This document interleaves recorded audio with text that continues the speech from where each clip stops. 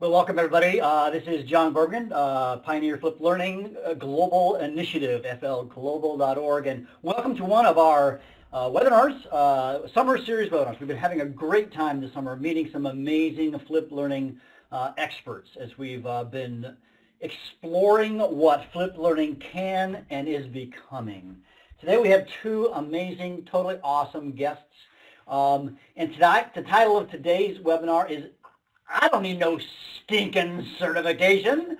What in the world is that about? Well, we'll dive into that a little bit as we go. But before we do that, we do want to acknowledge a few important people, and that is that at Flip Learning Global Initiative, there are some absolutely, totally awesome and amazing mission partners. These people are really helping to support the best use of flip learning globally around the world. I encourage you to go to their sites, learn what they're doing. These people are amazing. And as always with the webinars, Cisco, one of those mission partners, is providing the amazing software that we're using for this. So please shop Cisco products because they're awesome. So with that said, we want to introduce you to a couple of amazing people. Dr. Karen Hessler wrote the book, like the book on flipping nursing.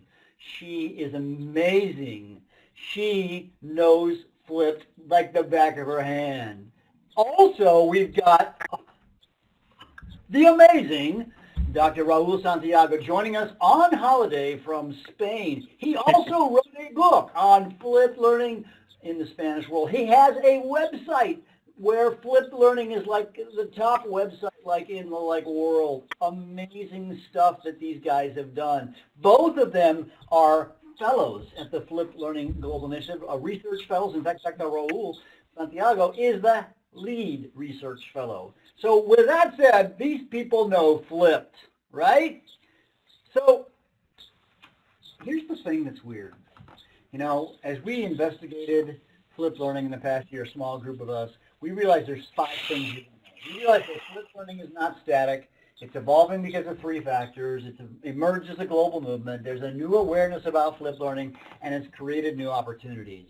And today we want to focus on number 1. Flip learning is not static, because we found, in fact, that it is dynamic and rapidly changing. You see, because what we really want to get at is that Dr. Santiago and Dr. Hessler, if there is anybody in the world who should know about flip learning, authors of books, research, like PhDs, people with PhDs, I'm impressed with you people, by the way, you're smart. And I don't have one of those things.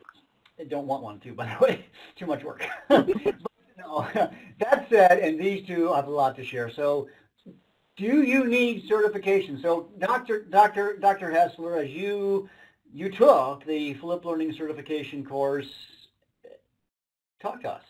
Tell us what you want to share. So Dr. Hessler, I turn the mic over to you. Wow, thanks for that introduction, John. That was wonderful. When we talked about this webinar idea, I thought about 3 main things or 3 main categories of why I think doing the certification is really beneficial for everyone, even those who have been flipping for a long time. So the 3 sorts of things that I thought of are resources, available resources, perspective and how the change in perspective can really help you in your flipped classroom, and then of course lastly, but most importantly, inspiration. So the first thing about resources that I found is that the certification videos provided just excellent resources to augment what I already had known about flip learning and add to my sort of cadre of knowledge. So in Unit 1... Add to? You said, wait a second, you should have known this stuff.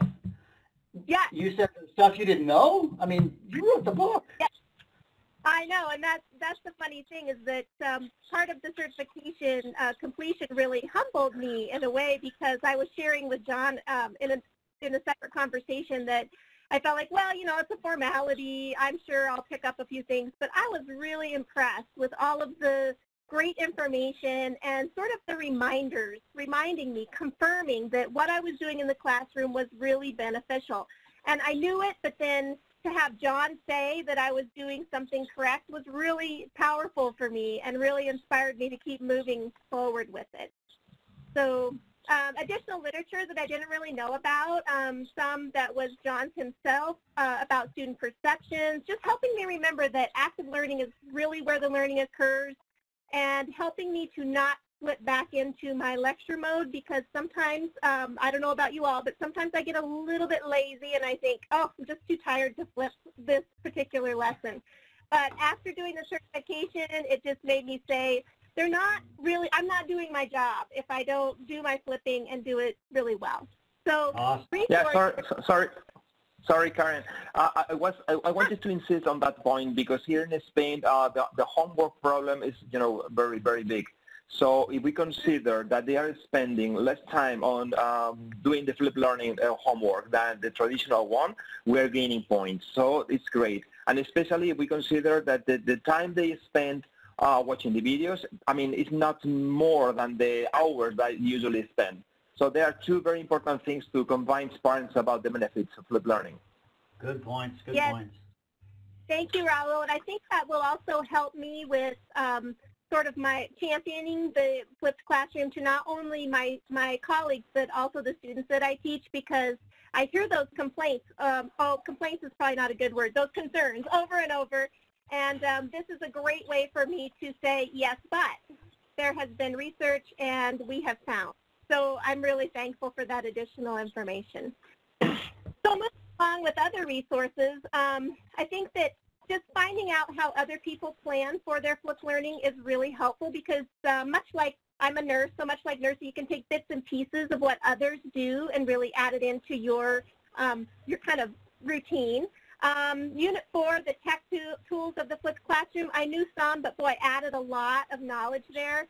And then taking flipped learning to the next level was really inspiring. It was to think about how we can spark our interest in creating even better videos, better everything. So awesome. I would like to say, sorry, something important about point 4. I don't know, can you go back, John?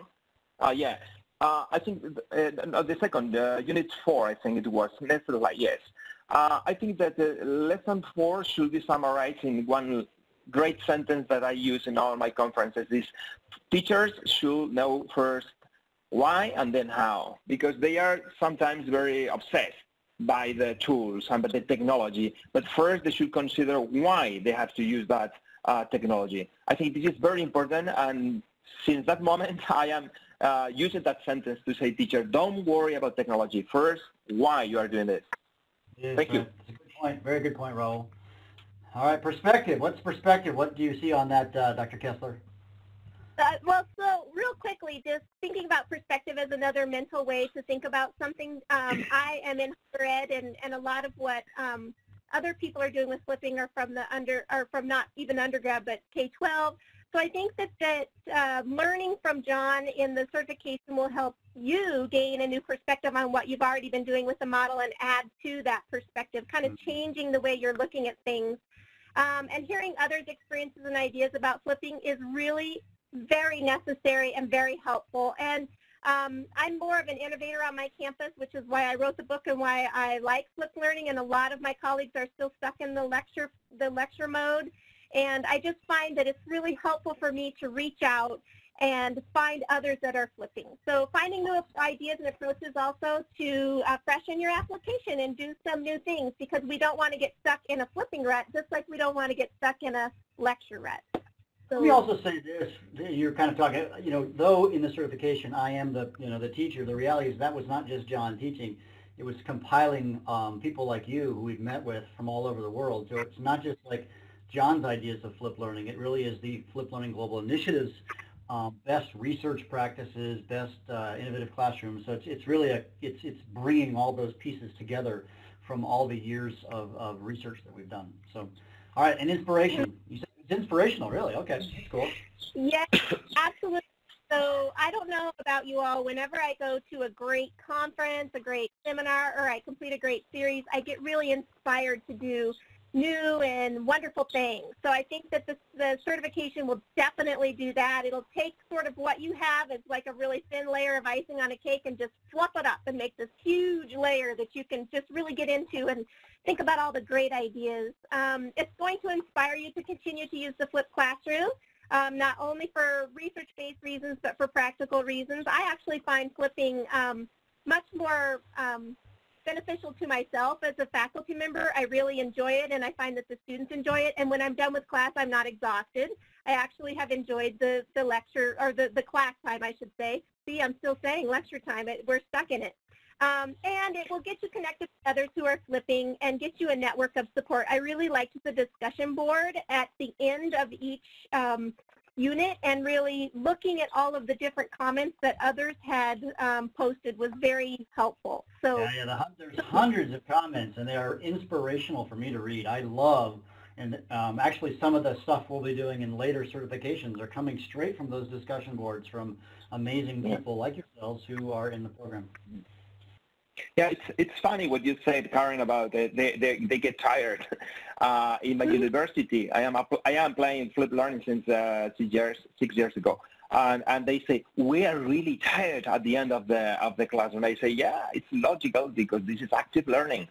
So 6 years ago, the one who was very tired was me, and now they are, because they are learning. They are in class, they are learning. They are tired, but they are learning. That's great.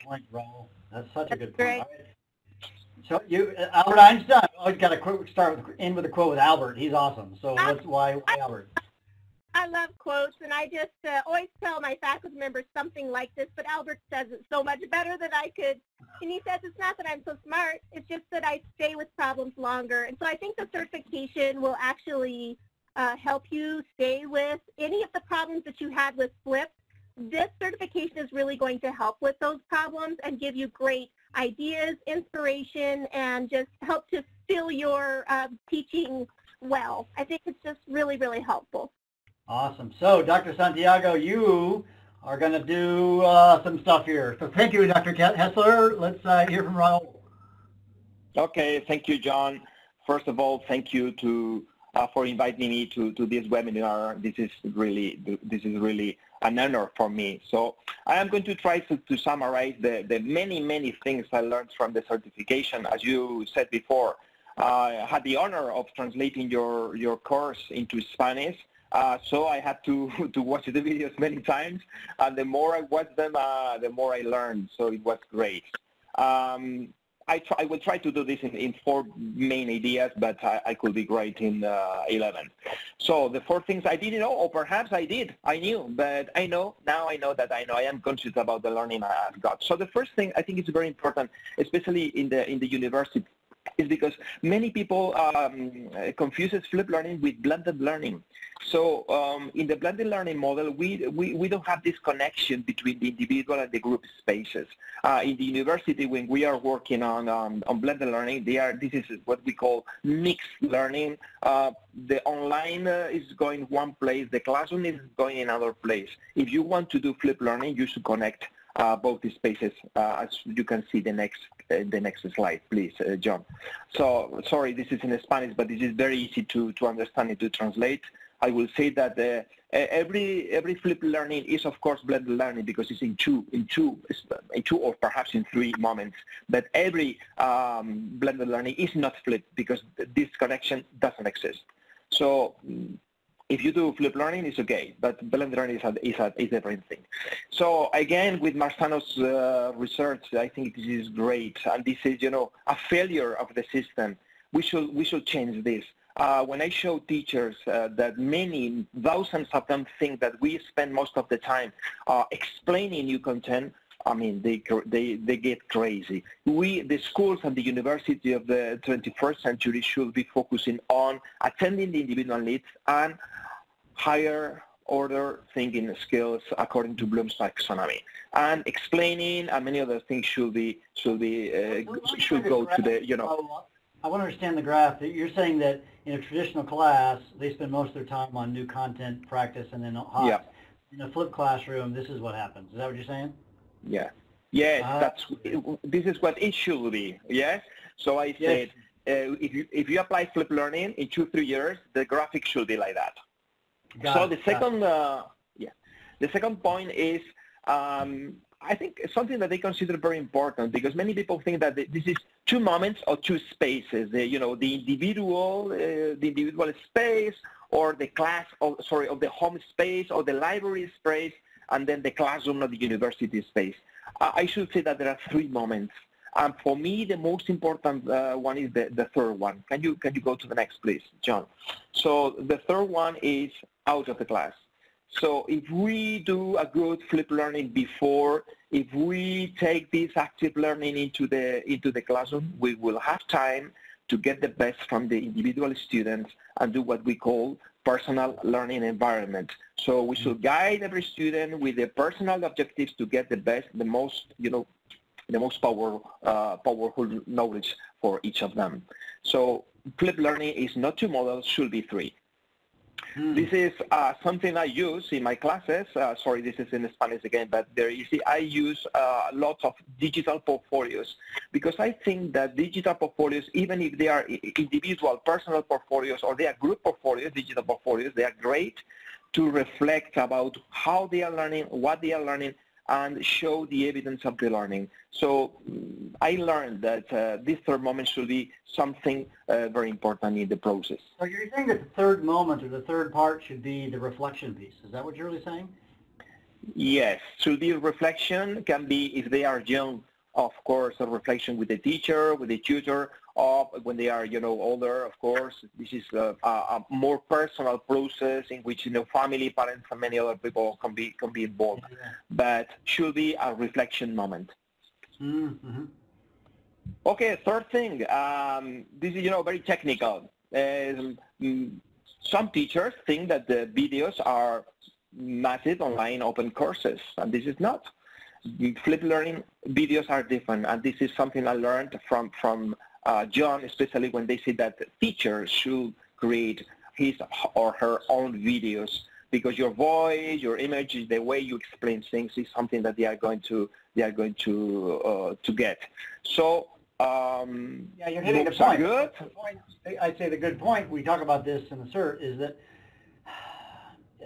good teaching has always been about relationships and connections with kids, and for some reason, you creating a cheesy video about whatever your subject is, writing a thesis statement or solving a math problem or how to apply a wound in a nursing program, you creating that creates a bond with your students, and that matters. It really does.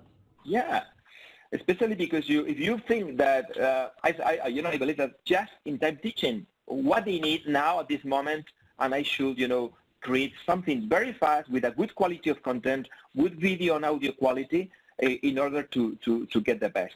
So MOOCs are a great thing from universities and from other schools or colleges, but flipped learning videos are different. And in the next slide, I think I should. This is something I do in my courses and in my workshops. Is some questions that I ask. We could spend lots of time on these questions now. How we can produce a good video? What are the elements that it should contain? How to create a video according to the the instructional design rules and many other things. I think that every single teacher, even if his digital competency is low, they can create great stuff. So ask yourself these questions and then use the best tool in order to produce them. In the next slide, these questions, of course, are answered in the certification. All those questions are in there, aren't they, Raul? Yeah. Taking into account all the stuff I learned in the course when I was translating this, I created this mind map using the tool Google. And here, I think there are about 200 tools or resources that the teacher can use. Most of them are free, and they are in the cloud. There are tools for almost everything. But if you go to the next slide, in the bottom left corner, I think there is a specific place where you can search for screen capture videos, how to create interaction in the videos, how to record the screen of your computer, and many other things. So again, as I told you before, and this is something like that. They can access this, they can follow this tree and then pick the tool that makes the most sense for them. That's what this tool does? Yes, that's right. Since you have this Sync account, I mean, you can spend 2 hours creating a video of 5 minutes. You should have tools easy to use, very intuitive, that can help you to create this stuff in a, in a quick way, respecting the quality of audio, video, and of course the content. Obviously, yeah. Okay, I mean this is something we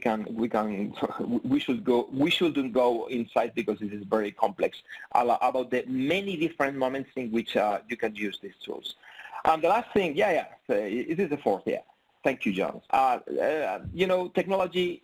This is something I learned. I knew, but now I am convinced. Technology is not for substituting. Sorry. This is the other way around. It's for transforming, not for substituting. This is a mistake, sorry. If you go to the next slide, I also think that the Pointedura's, adoption cycle is great, since he says if you use technology just for making your students watch a video or a little bit more, you are not transforming education. If you can pass in the slides, please, John. Yeah. Enhancement, showing, yes, just a video. Could be, yes, in the first moments, in the first weeks, or in the first days, but you have to improve this. You have to integrate, a functional improvement in your flipped learning. And what I think, I am convinced that flipped learning is the way to transform, to redefine education, even including the educational system of a whole country. This is something that I learned, and I am completely convinced about this. Technology for. As we said in Learning 3.0, that flipped learning needs to be the new operating system of education, and whole countries are looking at flipped learning now, and provinces and whatnot, to see can flipped learning not just replace but redefine education, and in fact it is. So so those are my points. I would like to, but this is an example of this.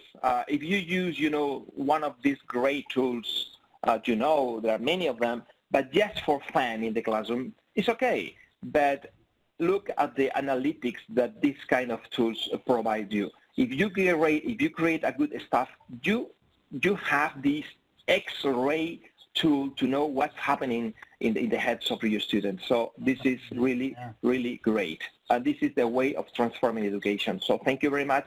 I would like to say, to finish, that this is not only my thought.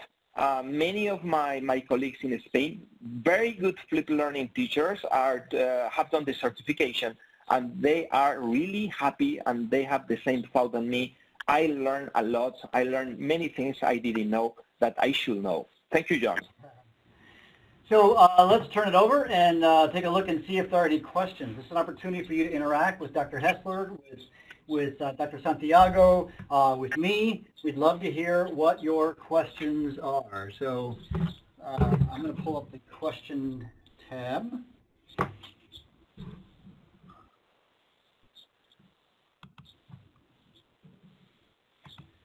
All right. So yeah, if you need to ask a question, please go to the Q&A tab in the upper right-hand corner. And what we want to do is have you write out any questions that you have. We don't want this just to be a selling point for the certification program. The reality is you have two of the greatest experts on flipped learning on the planet. And so an opportunity to interact with these two people and ask them any question related to flipped learning, not just the certification program. So I see there's quite a few people in the room. Could you guys, if you've got a question, we'd love to hear what your questions are.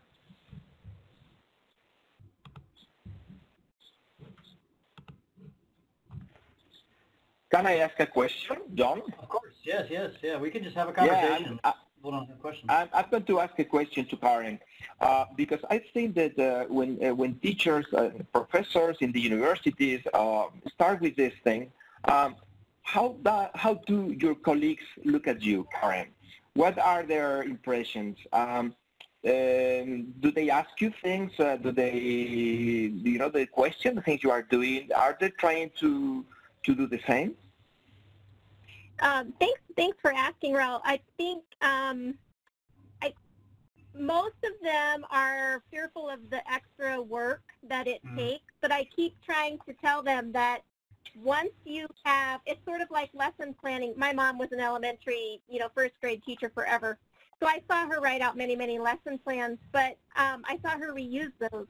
So I keep telling them that it's much like creating a new lecture, that takes a lot of front time, but then you just have to update and switch and that sort of thing. And and the other thing that I tell them too, Raul, which is probably your advice, is just don't take off the whole course and flip the whole course, because that's what I did to begin with, and it was very painful, which is why I wrote the book, because I didn't want other people to do the same thing and then turn away from flipped, because it's so important.